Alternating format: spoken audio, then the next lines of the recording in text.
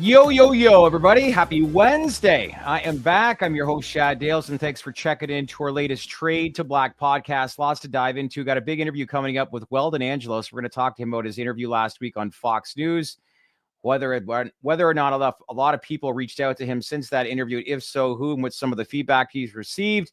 As well, we'll tee up High Tide. They got their earnings coming up tomorrow. Big day for High Tide and Raj Grover and the crew.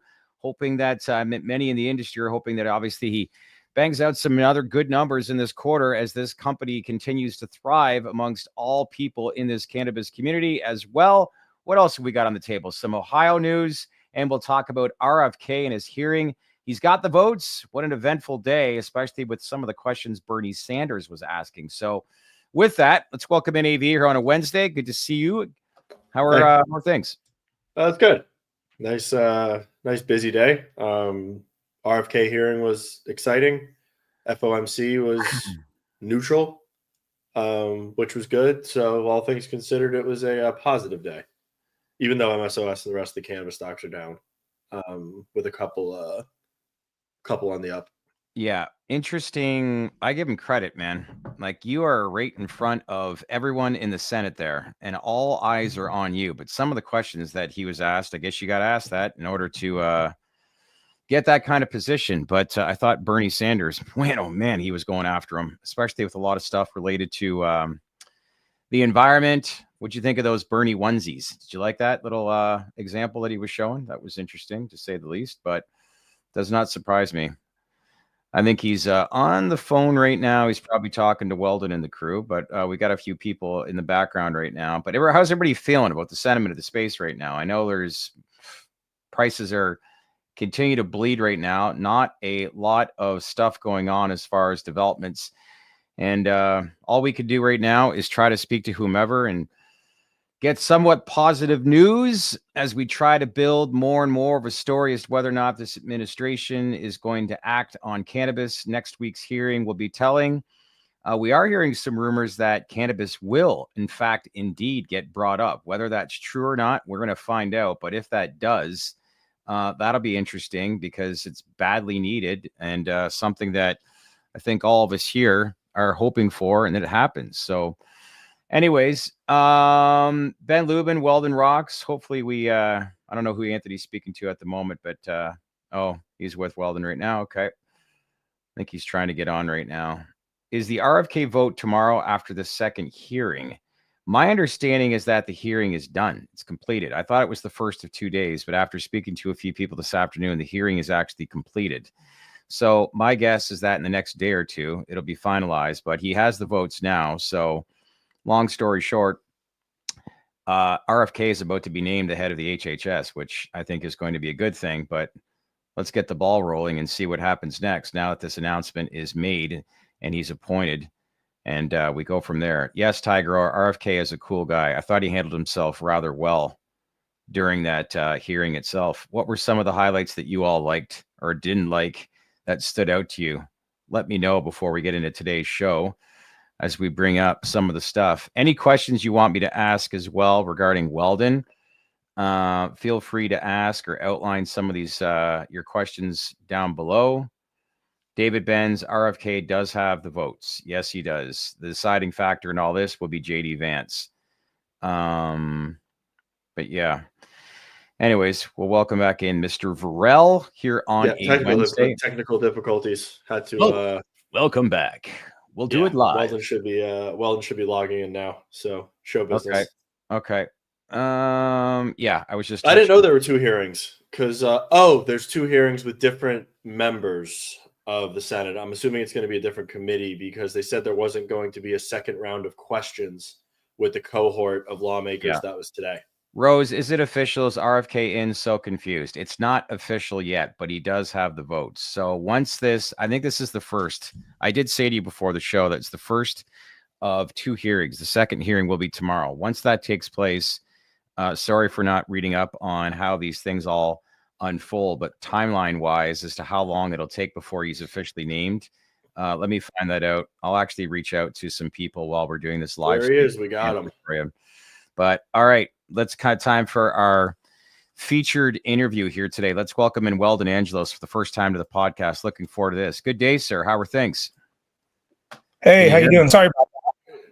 I think you're froze a little bit there, but all good. At least we can hear you. But big appearance last week on Fox News, which historically has never been really kind to cannabis, but things change and a lot's changed already in the first week and a half to 2 weeks under this new Trump administration. But first off, I guess, what do you think that appearance did for you and what you're trying to achieve? And was there a lot of people that reached out to you since you and Mike made that appearance last week? Yeah, I think it kind of went viral. Really, we were just trying to get President Trump's attention and just let him know, we heard him and, we hope he keeps his promise. Yeah. Has he reached out to you at all since then or no? No, I haven't talked to President Trump personally, but we're working on meeting with him in the next few weeks. Yeah, well, that's exciting. So, obviously, big fan of your work, Weldon. Thank you for joining us and everything that you're doing for criminal justice reform. After going through the piece on Fox News and really looking at what we're doing with the current administration, is there more? Do you feel that there could have been more from the Biden administration that was done in terms of pardons, clemency, and addressing criminal justice reform with more than just the talking points that we had seen, let's say, within the last year of their administration? Yeah, absolutely. I think actually Biden didn't do anything for cannabis. He did we went to the White House multiple times. We met with senior advisors and we continued having conversations with, the White House counsel, domestic policy. Our first meeting was with Cedric Richmond and, they looked me in the eye and said, we're going to help the people that are in prison for cannabis. And I went on TMZ and said, I believe them that, they're going to keep their promise. But ultimately, he, did something symbolic. I felt like it was a ruse. He did a pardon for people with misdemeanor convictions. People with misdemeanors don't benefit from a pardon, because a pardon's purpose is to restore lost civil rights, which only result from a felony conviction. So a misdemeanor doesn't take away any of your rights. There's no need to pardon them. And in Biden's eyes, he solved the marijuana problem with that act and then asking for the rescheduling and doing nothing else. And so his last day, he not only did not grant clemency to anybody incarcerated for cannabis, but he denied nearly every single clemency petition from somebody who's in prison for cannabis. That's wild. So it's safe to say that they were broken promises or not. Nothing was fulfilled. Nothing under them. Yeah. And then as it relates to the rescheduling process, I mean, I know that we talk about that a lot from a policy perspective. I mean, do you think that that's one of, let's say, the first steps in the snowball effect of really getting true criminal justice reform and getting people out of prison is rescheduling it, kind of changing the lens that we're looking at the plant and at marijuana and then kind of taking it from there? I mean, rescheduling is certainly an improvement. It wouldn't automatically release anyone from prison. In fact, descheduling wouldn't automatically release anyone either. Rescheduling to a Schedule 3 could have an impact on sentencing. It's possible to get a lower sentence for some people. But obviously, descheduling would be the ultimate goal. But we obviously need some kind of, we need a win. Something needs to change. We can't keep it at Schedule 1. And so, I'm hopeful that, with this administration that we can get at least that done, if not more. I also know that President Trump is a big supporter of clemency. He granted a number on his last day, he granted 12 commutations to people serving life for cannabis. He pardoned me. He pardoned a number of my clients and people that I represent. And you see, he's been using his clemency powers, right out the gate. He made a comment about it's messed up to have people in jail for something that's now legal in most of the states. So I do believe that we will see a lot of action around clemency as well. So that reason right there, you believe there's a difference between Donald Trump actually doing something versus Joe Biden, right? Yeah, because Trump he's not a politician and he doesn't make the same political calculations where, Biden's looking at legacy, the party and everything else. Trump just does what he wants to do. And if he feels something is the right thing to do, he's going to do it. Isn't that great? It's a breath of fresh air. Exactly. We talk about a lot of stuff on the federal level as it relates to policy. I mean, are you engaged at the state level with lawmakers as it relates to criminal justice reform? And if so, how are they partaking in the conversation around cannabis as it relates to, let's say, the industry and as it relates to criminal justice reform? Yeah, my main focus is the federal system because Okay. they have the most draconian prison sentences. You know, I got Yeah. 55 years for less than $1,000 of cannabis. But I have worked on the state level. You know, right now we're trying to get Kansas to do something, to do a decrim bill there. But most of my focus is on the federal system. And then what is the industry? We talk about a lot of the capital markets, and we talk about a lot of the business of cannabis. I mean, what can the industry doing to increase the impact that we're having on getting people out of prison, on working with organizations such as yourself and amplifying that? Like, what more could the industry be doing today? Yeah, well, I know the industry's hurting right now, but we Yeah. need resources. You know, the work that we're doing takes a lot of resources, and a lot of the industry has stepped up. You know, when I first got into this, you know, I didn't have a lot of faith in the industry, but I've met some really good people from, you know, Varrell, PharmaCann, you know, and some of the other big companies have really stepped up. And right now we really need the resources because there is an opportunity here and we need to take advantage of it. Yeah, one of our viewers writes, money. That's the first thing that we need. And when you talk about resources, and that is so true. 55 years, my friend, I got to admit, like, you know, honestly, give you all the credit in the world for what you've learned and like everything that you're doing right now. It's amazing. And we need more of this. And we need obviously more education, both on the federal and states levels related to this industry. Based off of that, if it was up to you, what do you think are the immediate steps the industry should take to align, I guess, potential change outside of maybe some of the things that you just outlined that you believe Donald Trump will do? Yeah, I mean, I think the industry needs to come together because previously, you know, there's a lot of different groups and companies that are sort of making different asks. We're starting to see that now where they're coming together and having a unified message. And, you know, I think right now we have a unique opportunity. And if we don't do something now, we're going to miss it. Yeah. What is the message that you're actually conveying at the federal level to lawmakers to push reform? What are you conveying that you've seen that's resonating with them and getting them to engage? Well, I think, you know, right now I'm really more focused on the White House, but we've been working with lawmakers on different bills. Obviously, that's where we have the hardest time is in Congress. You know, that's why they call them do nothing Congress. Nothing's been done. And, you know, and now that, you know, it's typically Republicans have been the roadblock to cannabis, right? To any kind of cannabis reform.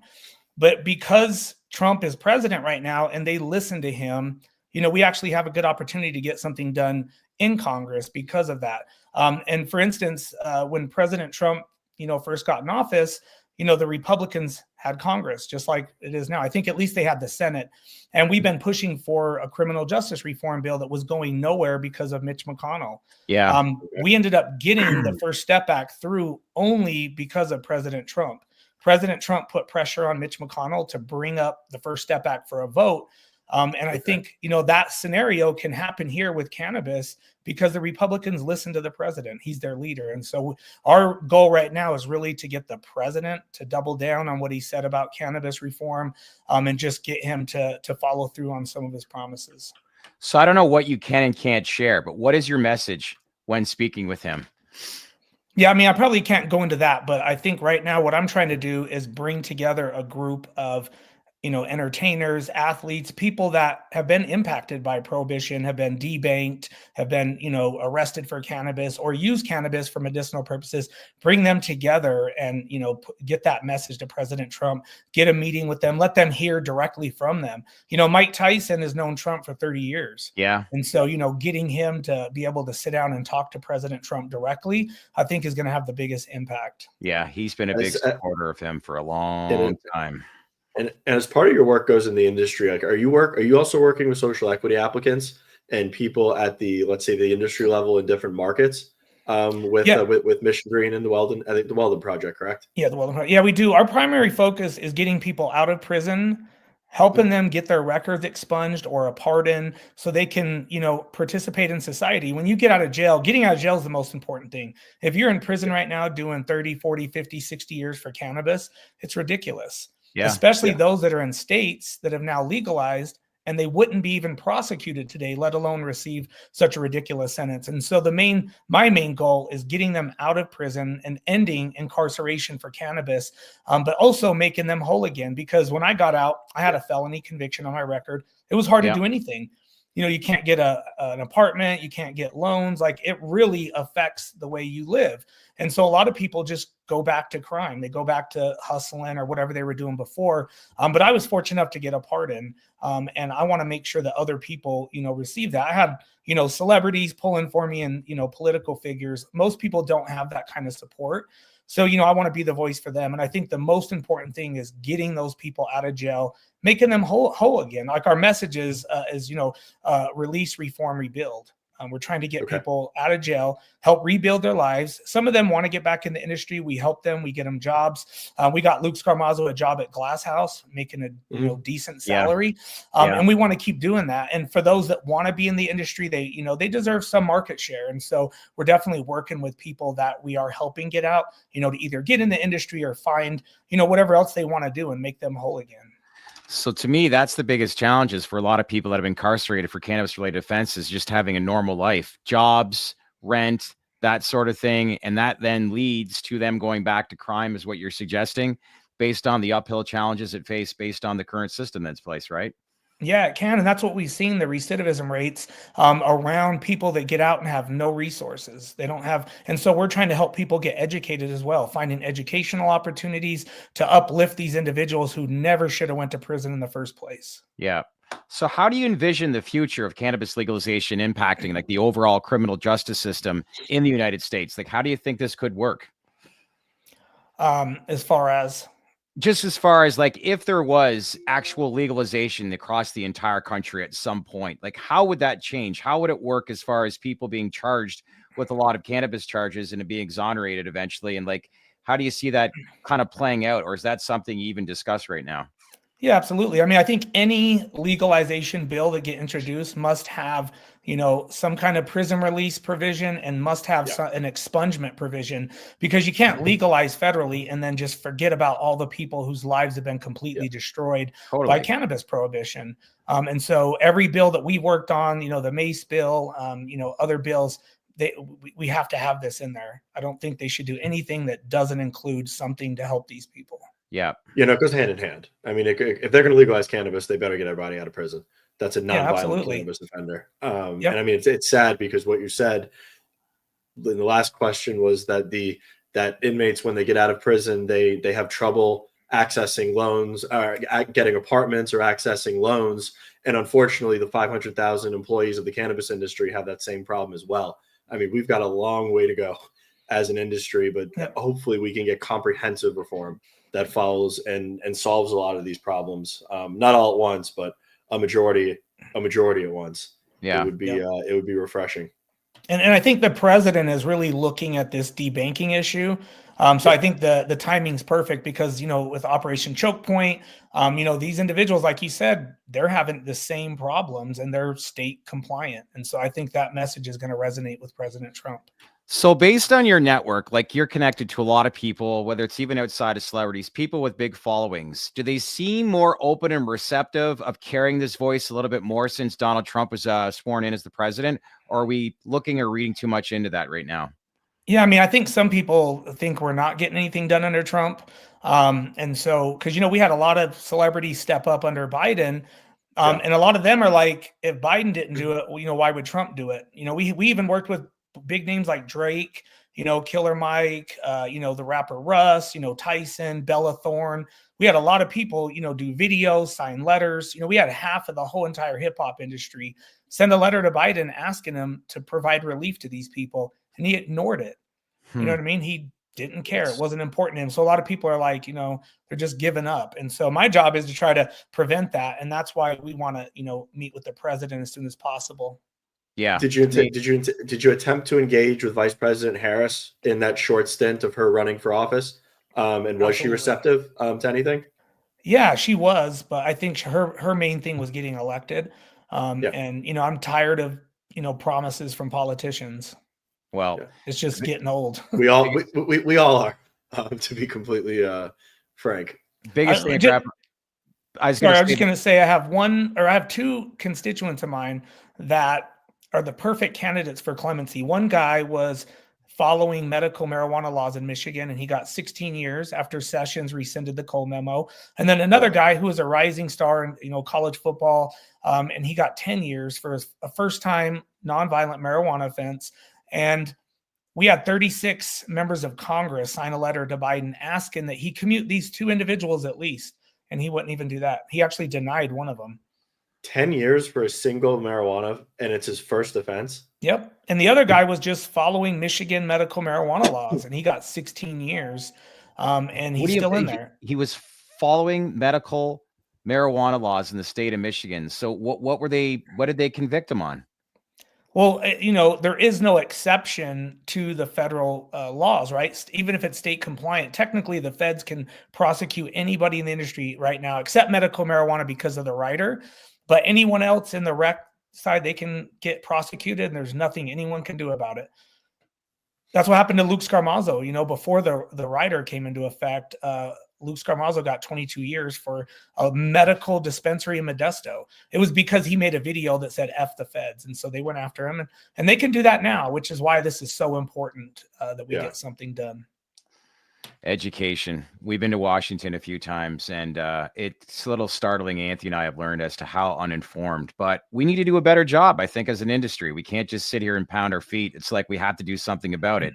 And if you want to be the change, if you want change, then be the change, which obviously you're defining left, right, and center, right? Yeah. I think a problem right now is too, a lot of people are scared to be seen with President Trump or to be seen as supporting him. So there's some pushback. But to me, it's like, we're trying to get people out of prison. People in prison don't care who gets them out. They're not saying, oh, no, wait for the next president or the next Democrat to let me out. They want out of prison. And that's how, Snoop felt when, he and I worked with Alice Johnson to get Michael Harris out, the founder of Death Row Records. If he's willing to do it, we need to work with him. And that's, what we're trying to get these people to do. And yeah. Huh. Do you think he gets more involved? I brought this up a few times, but more vocal, Snoop, as far as, where we're at right now and moving forward? It's possible. I mean, he did get a lot of, flack from doing that concert, even though it wasn't with Trump. So, that kind of puts fear in people because, it's unfortunate, but that's the reality of what we're in. And so I just hope some people, don't care about that and they care about the cause more. Yeah, I understand. I mean, after we saw, I know it's an outlier of a data point, but I think after we saw Ross Ulbricht commuted of his sentence and pardoned by he was fully pardoned. Yeah, he was actually one of my cases. So I worked on Ross's case from back in 2019. He had a lot of people working for him, but we worked on his clemency under President Biden.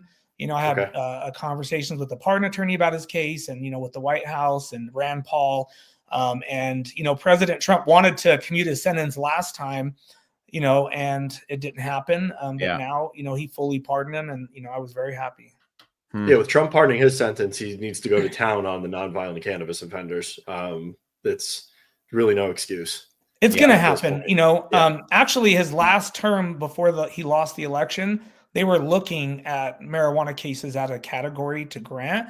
That's why in like the last month or so, month and a half, they were asking for marijuana cases. And so we went to DC and handed them a list, and they granted about half the people on that list. Well, there's the difference. I'll never forget it when Joe Rogan came on a day after the certain topics that we're not supposed to talk about on this podcast when he was trying to land Kamala. And the number one thing that came up was marijuana. And I was just like, wow, that blew my mind, because I think we dodged a bullet there, because as you said earlier, I think she was just looking to get elected. But I don't know. I sound optimistic. I know a lot of people say, well, how do you define that? Like, how do you think that? Like, Trump really hasn't shown a lot of support, but I beg to differ. He came out vocal last fall. You bring up a lot of points dating back to 4 years ago. And I think the biggest takeaway I get here today is that he's a businessman, looks at things from a common sense perspective versus a politician that's not worried so much about legacy. He's going to do what he thinks is right for the American people, which is why I still feel optimistic in a lot of ways. I feel like the Republican Party today is what the Democratic Party was 30, 40 years ago. But fingers crossed. But, most importantly, I think on behalf of Anthony and I and the entire industry, congrats, as far as like just the work and support that you're doing and pushing this narrative forward. And we're cheering for you, my friend, and appreciate you checking in here today. Yeah, absolutely. Yeah. What's Anyway. what's the best place for people to find you and Mission Green, for listeners that want to check you out? Yeah, they can go to the weldonproject.org or projectmissiongreen.org or follow us on, Instagram. But I want to say one last thing about President Trump. So when he first got in office last time, he was completely against criminal justice reform. He was talking about, giving the death penalty to drug offenders. And then a year later, he ends up helping pass the most comprehensive criminal justice reform since 1970. Yeah. Okay.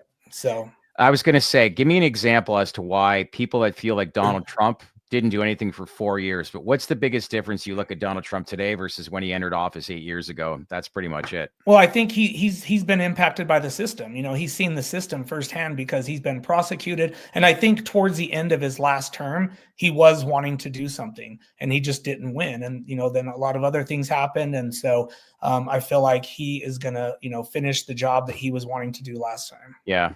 Yep. Last thing I'll leave this with you is, look, a lot of people are frustrated just in the pace of how this industry is going. But when we take a step back, how much since you've been involved in what you're trying to do, have you seen, I guess, just the overall industry change and progress forward? Say that again? How much have you seen the industry just develop as a whole, as far as awareness, the advocacy that basically you're working on, and how much it's changed from when you first started? Yeah, I mean, I think they're getting smarter, obviously, and they're fighting. The industry is fighting for its life. The industry is really going through hard times. But I've had a good experience with the industry recently in the last 3 years, where they really stepped up. Because before that, I couldn't get anyone to help. We were kind of just doing it ourselves, self-funding everything. But a lot of them, wanted to listen, and I think a lot of them, understand how important this is, not just from a business perspective, but also the impact that it has on millions of people on the criminal justice side.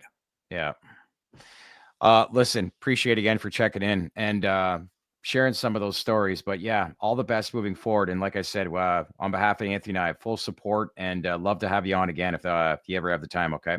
Absolutely. All right. Thanks, Weldon. Appreciate your time. Yep. Fascinating story to say the least, but we need people like him, obviously, on behalf of the industry, because, Absolutely. Speaks on experience, has some really good stories, but that really defines, kind of the difference between where we are right now with this current administration. But that was kind of eye-opening with some of the stuff that he outlined under the Biden administration. Wow. I don't think it's that surprising. We saw in action under Biden. I'll still give him credit, as I will continue to do for the HHS process and memo. Granted, it was late. But yeah, I mean, there's a lot more work to do in criminal justice reform and getting people's records or sentences commuted as well as pardoned for nonviolent cannabis offenses or something I don't think we talk about enough. We mostly talk about profits in this industry. And I mean, I think there's a lot of change that still needs to happen with the people element of this industry. Yeah, agreed. Lots of work and messaging is key, which brings us into our next part of the live stream here today. Let's welcome two members of the newly formed United States Cannabis Roundtable, Edward Conklin and Safira Galoob. Good to see both of you here on a Wednesday. How are you? How's it going? Doing good. Thanks for having us. Safira, real quick, we're just going to get you centered here in the camera just a little bit, but I don't know if you guys both got a chance to see or hear some of that interview that we just had with Weldon, but Safira, I'll begin with you first. Opens up your eyes to what we were going through over the last 4 years under this Biden administration. And I'm not going to sit here and make this a political game right now, but the reality is that we are where we are here today. And I was just kind of not surprised, but just disappointed, I guess, when you have some of these conversations. And he made it pretty clear as to, some of the politicians that he spoke to said that we're going to get something done. But I guess this is where people like yourselves and your agency come into play to educate, obviously, this new administration on where we need to go from here, right? No, absolutely. And thank you so much for having us. Weldon and we go back a long way, and NCR really enjoyed a very close working relationship. A lot of the initiatives that he discussed, we did in partnership together, always with Weldon at the lead, always with him at the helm. In fact, I would remind viewers that the only legalization hearing on the Senate side, it was a judiciary hearing. Yep. And at that time, it was Chairman Durbin said, to Weldon when he was brought in as a witness. It was during COVID. He says, he started his testimony. He said, "Weldon Angelos, you are not a witness. You are a legend." And so Wow. I was in there with him and tears streaming down my face. Of course. Weldon has been such a crucial advocate for criminal justice, but also understanding that as this cannabis industry grows and evolves and these state programs not just come to life, but build traction and thrive, that works hand in hand with criminal justice reform, because by normalizing it through a business lens, which we know that is Trump's priority, that they start to see individuals impacted and incarcerated differently. And one of the things that makes Weldon very unique is he is not an either or guy. He's a both and guy. And I will tell you, for somebody who was incarcerated for more than a decade and someone whose life was impacted, he is a better friend to this industry, not because he's fighting for profits, because he's fighting for people. And he knows that people absolutely affects profits. So if you are looking for somebody to support, it is Weldon Angelos all day long. So I'm a huge fan. Lead with the heart and you'll always win, I think, in a lot of ways, right? Ed, you want to add anything to that? That's incredible, Safira. I do not know Weldon as well, Safira, but he's an amazing gentleman and has accomplished a world. And I think we owe him a debt, and we should join. Yeah, we should help out Weldon. I mean, what he's doing is pure from the heart, and it's great. So, Safira, you just said something very important that I want you to unpack. And you said having Trump look at this industry through a business-oriented lens. How do we do that? How do we plan to accomplish that? Because I feel like that's paramount here moving forward. Absolutely. And so the very first step is the step that the USCC and the NCR has taken, which is to join our forces, combine our talents, and speak to Washington, both the administration and Congress, with one voice, with very clear messaging. In fact, I definitely hope that we can go into that now, because you did ask Weldon about some messaging, and we at the new United States Cannabis Roundtable, we are still forming. You guys know when mergers happen, it takes a little while for two to become one. So we appreciate your patience. I don't have a better partner than Ed Conklin. His history and his pedigree is impeccable. And between his team and our team, we are here to make a difference. Okay. Well, I think the first thing we should probably understand a little bit more, because we always talk about messaging and what's the right approach. Ed, maybe explain who you are, what your background is, and why you feel confident that you can get this administration to buy in, or at least be educated on potential change and reform for this industry. Because I think that's what people just want to hear and want to know. They just want to get something done, because we're still at a standstill. And I can't believe that we're still looking at cannabis classified as a Schedule I drug. It's unacceptable, really, is what it is. Right. We have a great opportunity. I think Weldon said it best. We have to get aligned and have one message. And Safira and her team are just amazing to work with. And us combining the two great groups coming together as one only strengthens everything we're going to do in DC. As far as my background is concerned, I work for the McDonald's Corporation in government relations there, doing state, federal, and global, and also then moved from there to cannabis, working for Curaleaf, heading up their government relations, and now am executive director of USCC. But that in itself doesn't help what we're going to do together. I mean, us two together, powerhouses come together, driving a message through the administration, Senate, and the House is going to be terrific, and we're engaging in all fronts. Yeah. How valid is the notion that not that we need, but that we should maybe collaborate with other lobbying efforts from, let's say, analogous industries, whether it's ag, alcohol, tobacco, firearms?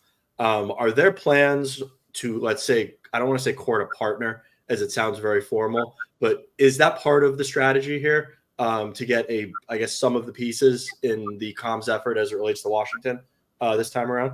Well, I can speak. Absolutely. Go ahead. Well, I think sometimes people in the industry don't realize a lot of the behind the scenes work. Yeah. But for the past 3 years, the cannabis industry has been working hand in glove with the American Bankers Association. Okay. We have a coalition the leading trade associations whose are not cannabis touching, and I can mention a few of them: the realtors, the shopping centers, the wholesalers, the reinsurance, the CUNA, which is the community bankers. But we have about 15 trade associations that are not cannabis businesses, but whose stakeholders are impacted by the lack of banking.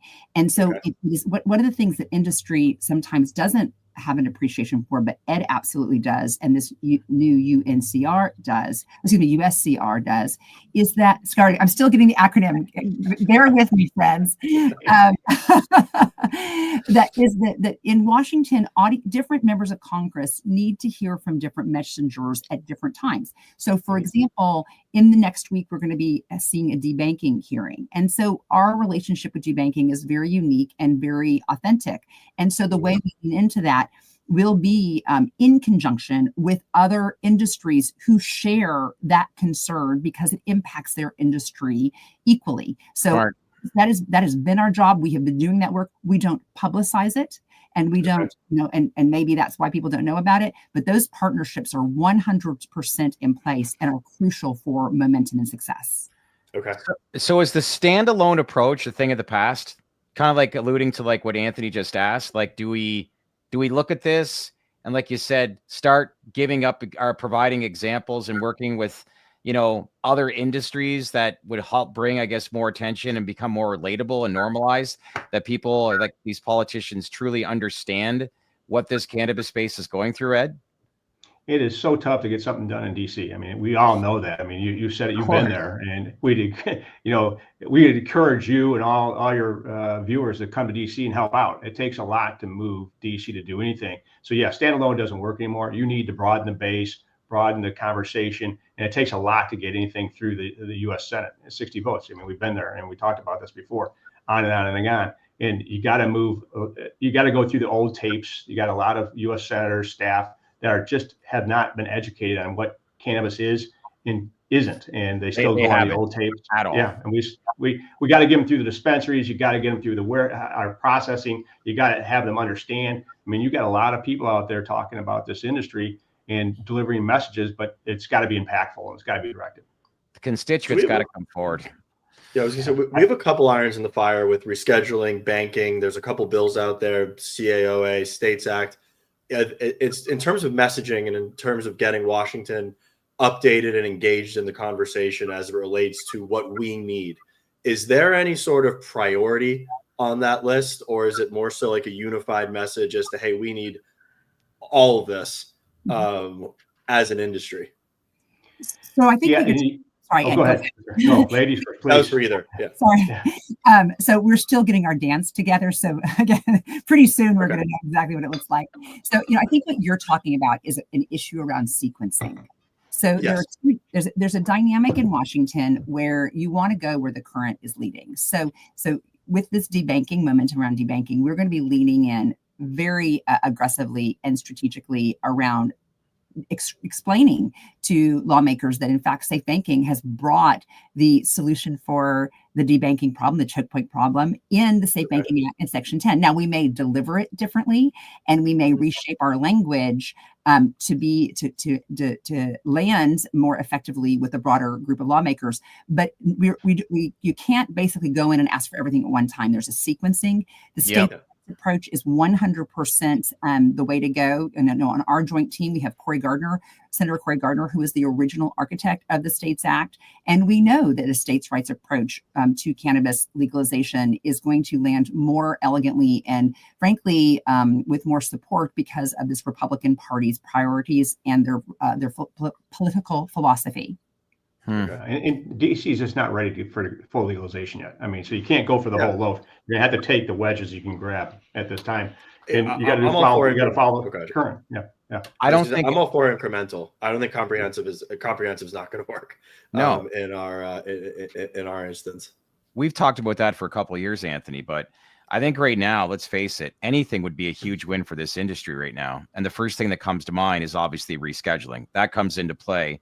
And I think if rescheduling were to get announced, then a lot of these policymakers in Washington would maybe start looking at this in a different light. Am I correct to think that, Safira?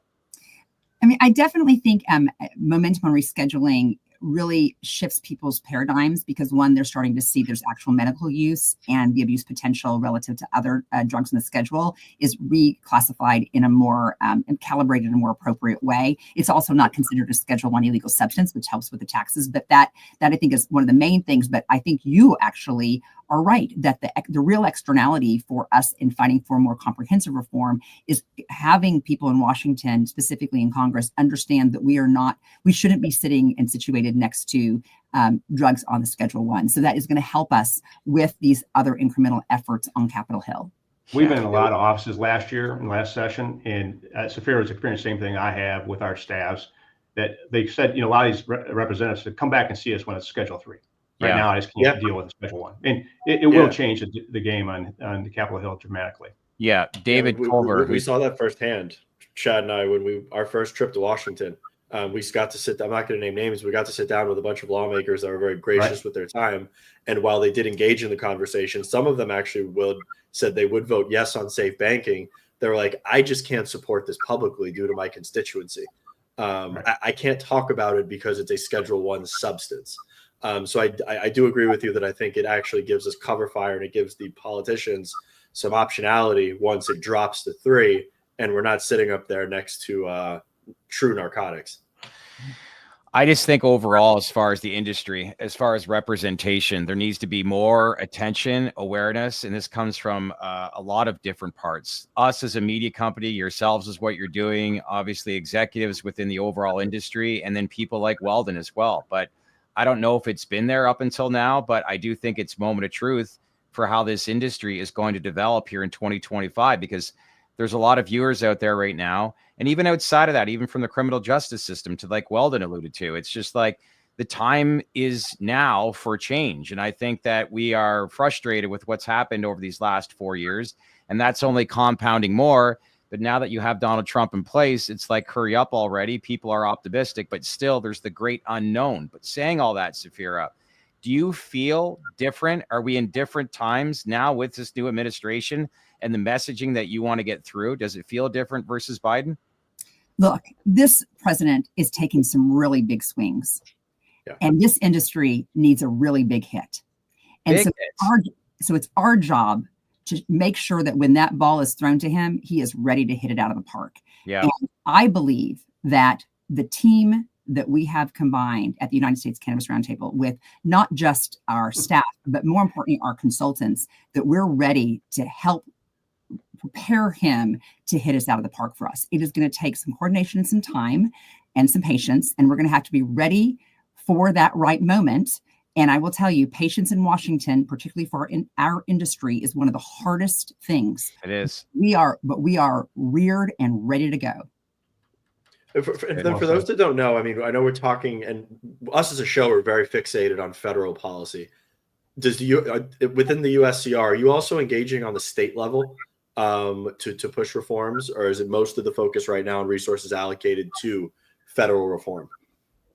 I think, as Safira said, we're still getting our dance card pulled together, but jointly we both engage differently in the states via our members. They're very active, and Safira's members are very active in the states, and we help as coordination that and provide some resources. But really, our members carry the day there tremendously. Yeah. What would you say? And I think I asked this question a couple weeks back, but a lot of the executives that are leading a lot of the large MSOs, how dialed in are they this year compared to in the past? Like, have you seen a big difference, Safira? I've seen an enormous difference. And the primary difference I have seen, and I wrote in college, is that they're all willing to get in a boat, pick up an oar, and actually row together. Because, what is it? You can go fast alone, but far together.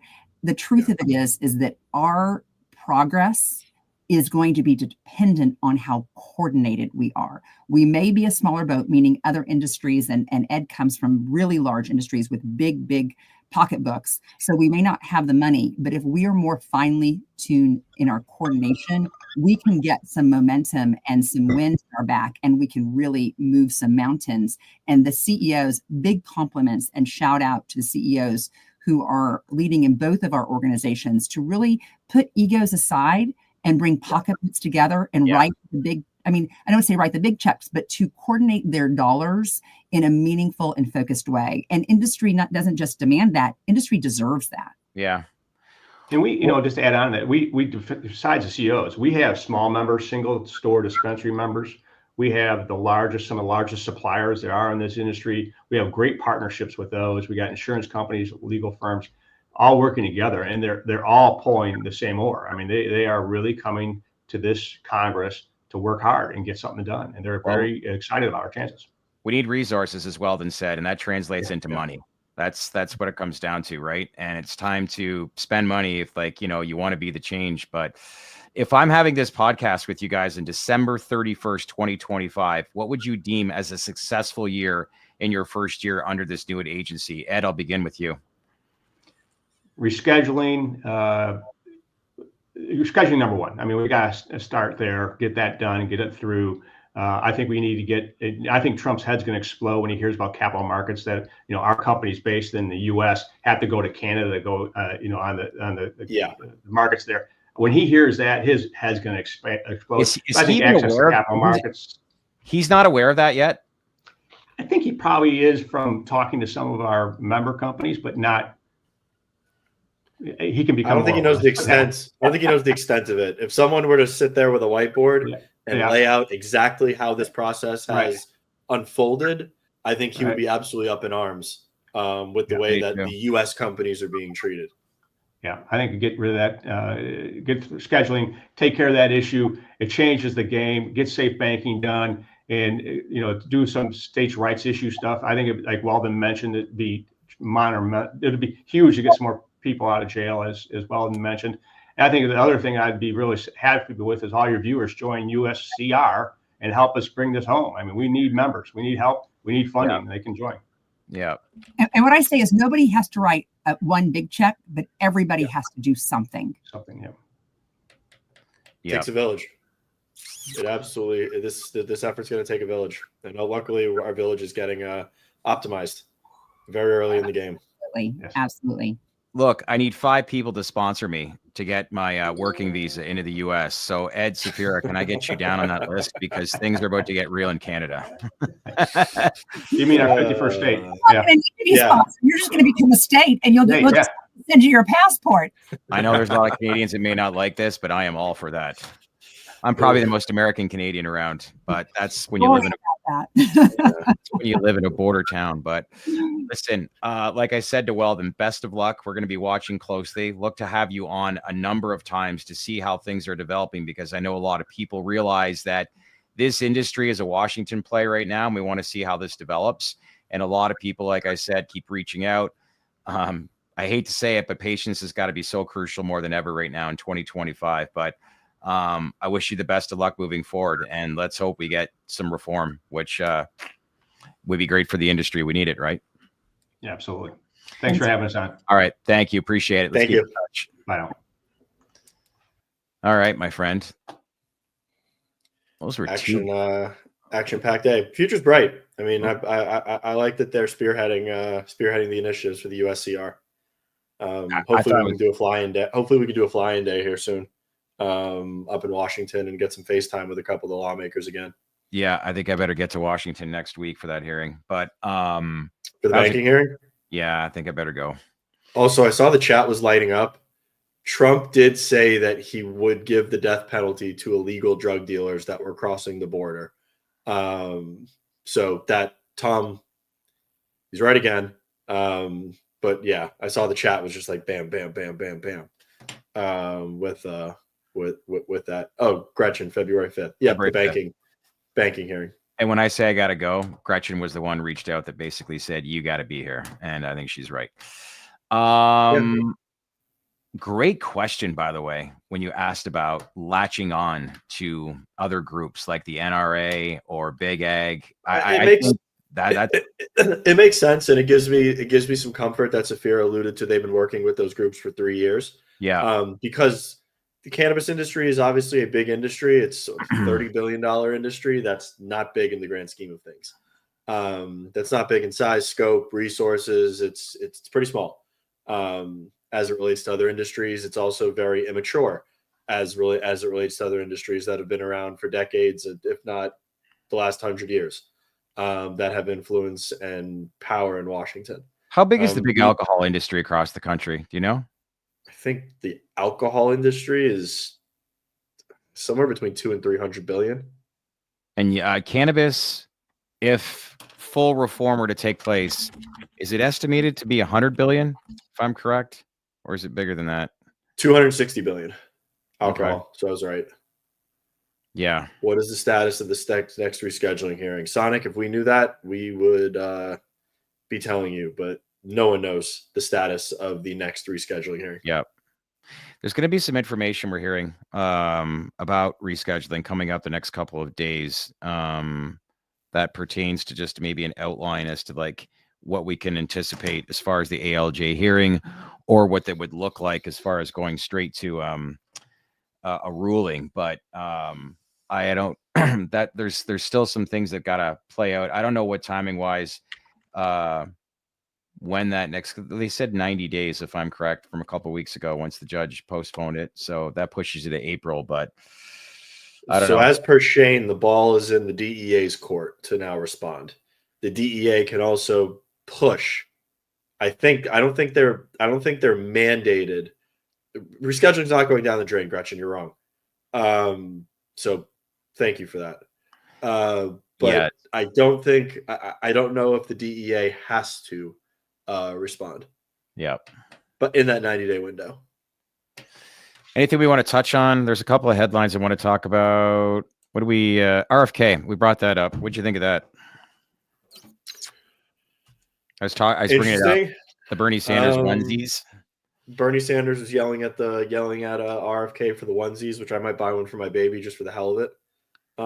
At this point, Elizabeth Warren was very animated as per trying to get an answer out of RFK to make him promise not to sue pharmaceutical companies.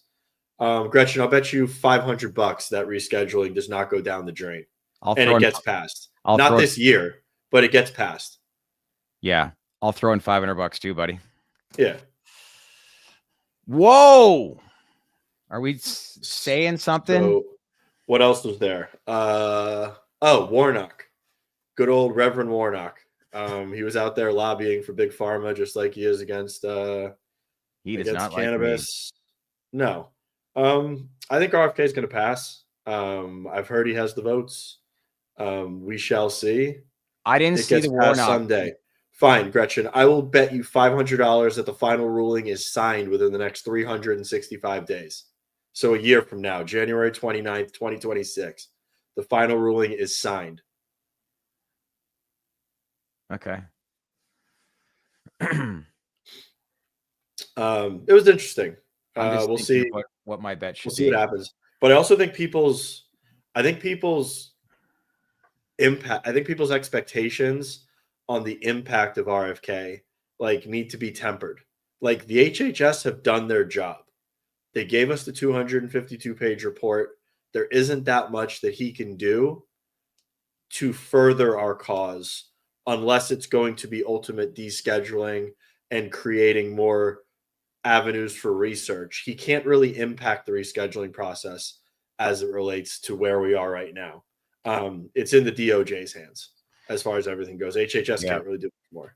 Yeah. Granted, he's not going to be adversarial. He's not going to question the data in the HHS report. So we shall see. I'm placing $1,000 bet that we will get it by June 30th. That's my bet. Shit, I'll take the other side of that bet. You gonna take the other side of that bet? Yeah, I'll bet you $1,000 it's not signed by June 30th. You don't know anything I don't know. Is there an announcement made? Like, yes, no announcement. I'm talking pen to paper, ink, dry.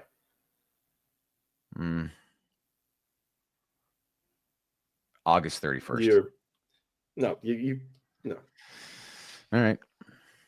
Tom, I've got my bet with Gretchen. January 29th, 2026. I think we're getting it before that. I believe we're getting it, and we're getting it before that.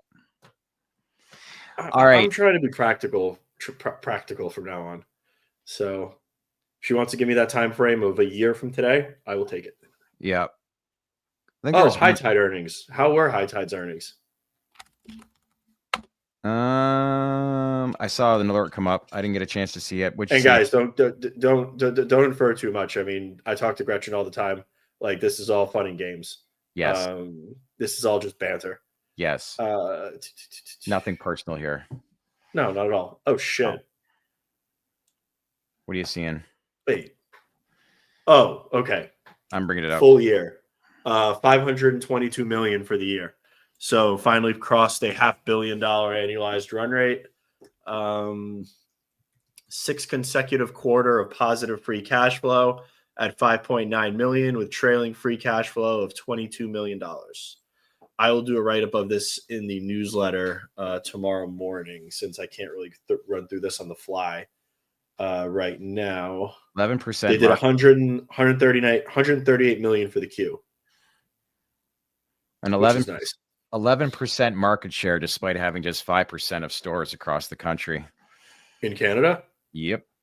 That is efficient, but doesn't surprise me. No. Raj is a hustler, and we reached out to his team, so we're hoping to get something on either later this week or early part of next week. We'll keep you posted on when we're going to have Raj on to talk about the latest earnings. And then, by the way, if anybody, I know that a lot of people that watch the show do like to read into the laws that are going on and being passed.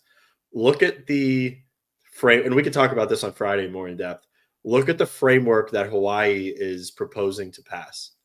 It is a very, very well thought out strategic framework on how to implement marijuana at the state level. What do you mean by that? Can you give me an example?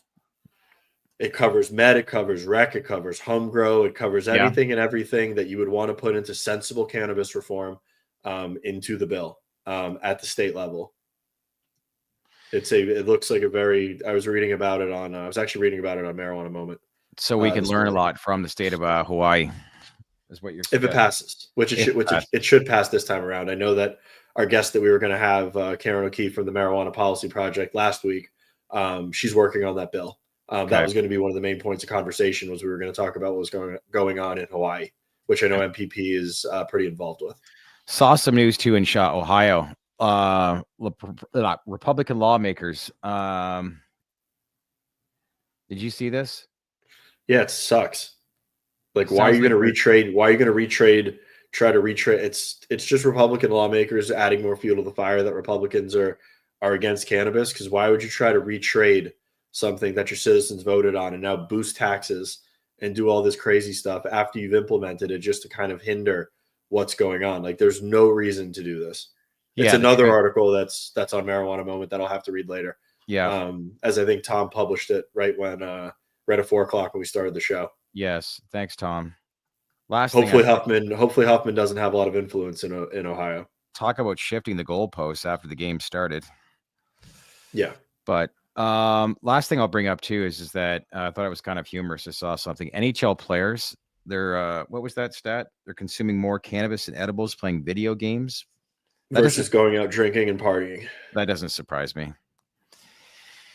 There was a referee official I ran into down in Fort Lauderdale over the holidays, and he was originally from Canada and now lives in Raleigh, North Carolina. So he officiates the games for the Lightning, Panthers, Carolina Hurricane, and the Nashville Predators. And he was talking to me how the game has changed so much. Like, players are so like introverts. They don't vocalize themselves and frustrations like the players did, say, 20, 30 years ago. And you hear a lot of these legendary players that used to play in the early 2000s before, cell phones were brought into the whole equation, and how when you're on the trip on the Learjet, how the place was rocking after a win. But even after a win now, it's super quiet and people just scrolling through their phones. But it's the times we live in now. The world has become virtual. Hence, if I was a professional athlete, I would be a complete introvert. Would you? Yeah. Not to that extent, though. Come on. I would work out, focus on my body, and play sports. Gen Xer, millennial right there. Difference between the two. By the way, what's up with your boy Jimmy Butler? Just steps on to practice and steps right back out again. They threatened again. They said they were going to sit his ass. They were going to not bench him, but he wasn't going to start anymore. So from what I'm hearing, and I know a couple people that are high up in the organization, they're going to trade his ass. Well, of course.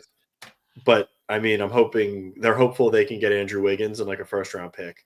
And also Sacramento opened up talks with De'Aaron Fox to move De'Aaron Fox yesterday, which I don't want.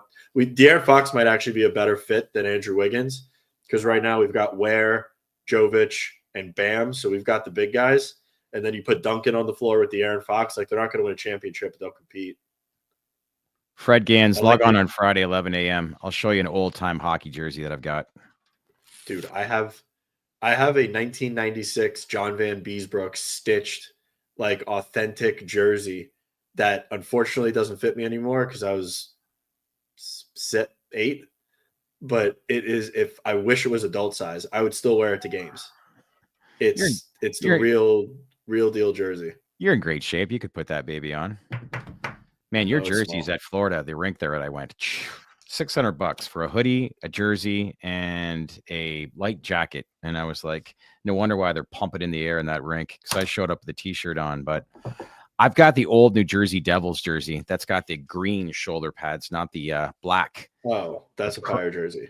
With Kirk Muller. That's going Guap's got the Hartford Whalers hat. Oh, yeah. You do, Guap. Yeah. Some of those legendary sports uniforms in all of sports are the teams no longer exist. Oh, the Houston Oilers, Hartford Whalers. Oilers, best football jersey. Montreal Expos were great uniforms.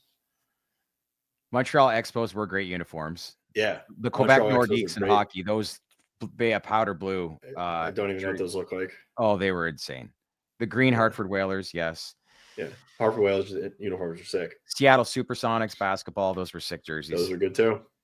And the Vancouver Grizzlies, those were sick jerseys. Really? The aquamarine with the bear, yeah. Oof.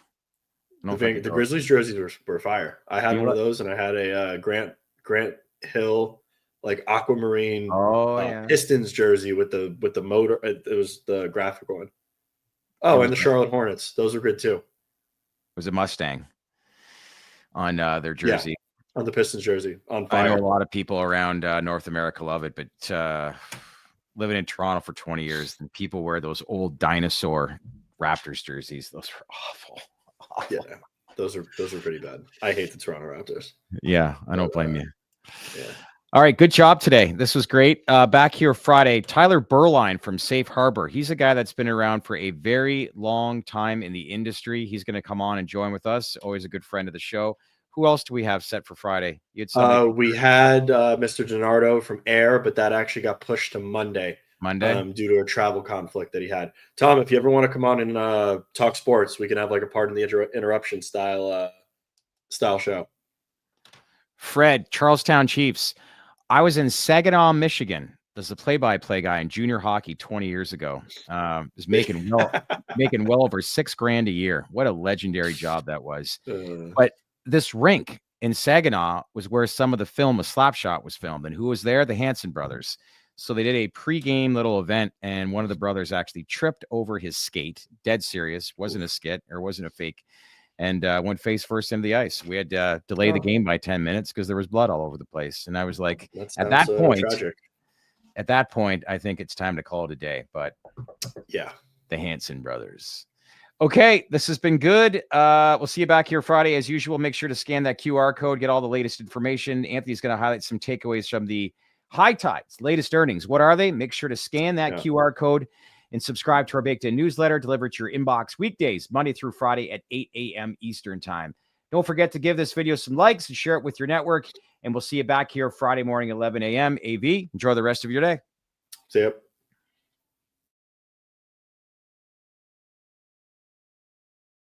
Hey, everybody. Stay connected here. The latest Traded Black podcast. Another great episode under the belt. What'd y'all think? Do you like what we had to say? Please leave any comments below. And as usual, make sure to subscribe to our Baked In newsletter. Check us out on Apple and Spotify. And if you haven't done so already, make sure to smash that like button, leave some comments, as I said before, and subscribe to our channel because we wouldn't be here without you. Thanks again, everybody, for watching.